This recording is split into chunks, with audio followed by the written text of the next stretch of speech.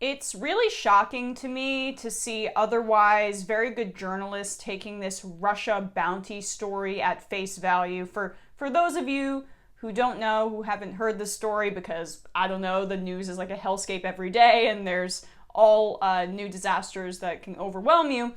Intelligence officials have leaked to the media that they believe that the Russian government paid members of the Taliban in order to kill United States troops in Afghanistan. Just a coincidence that these leaks are coming as Trump has agreed to work with the Taliban in order to negotiate a withdrawal of United States troops from Afghanistan. A 20-year war in Afghanistan. But not enough for the Pentagon, not enough for the CIA, not enough for the military-industrial complex. We need to remain in Afghanistan indefinitely, and so maybe let's just talk to the New York Times, let's talk to this paper, let's talk to that paper, and talk about how it's the Russians, and Trump's a Manchurian candidate, obviously, even though, I stayed out of that story a lot because I found it uninteresting largely.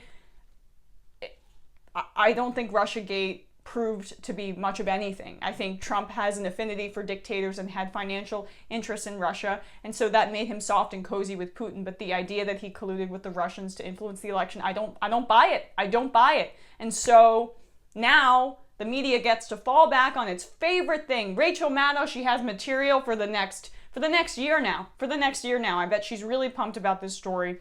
There was a headline in 2017, Russia is sending weapons to the Taliban, top U.S. general confirms. That was from 2017, as I just said. So they've been pushing this for a while. And yes, Russia is trying to link arms with enemies of the United States throughout the globe. I don't doubt that. But you know who else provided arms to questionable people in Afghanistan? Oh, the United States. Operation Cyclone. Throughout the 80s, we provided arms to the Mujahideen, basically jihadists that then evolved into Al-Qaeda, their potential links to Osama bin Laden, in order, to combat the Russians. So we did terrible things in that region in order to combat Russia, and it's just so hypocritical to be shocked and chagrined that Russia would be doing something like this, if it's true,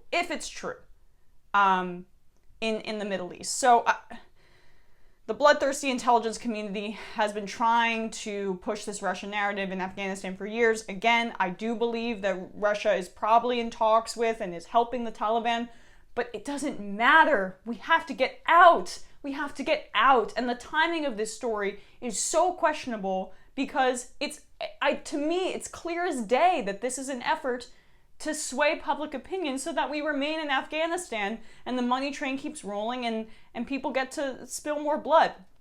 So again, this also, and part of that is because it does feed into the Putin puppet narrative. This is from the Associated Press, though, because Trump was apparently made aware of this and didn't act on it.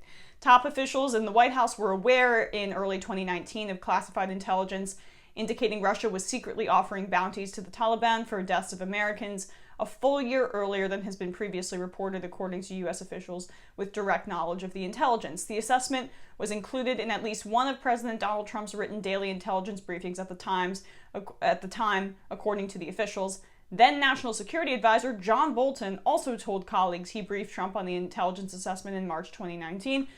If I've learned anything covering this business, covering politics, it's to trust John Bolton.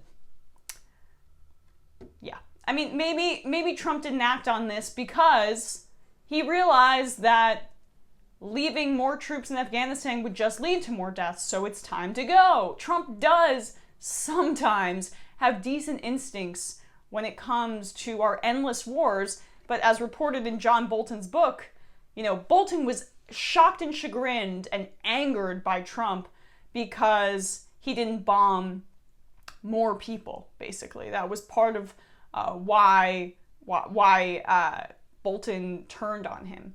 I forgot the exact passage, but Trump can be swayed in a more bring people to the table way, and that's one of the few flickers of decency that he has in that stupid brain of his.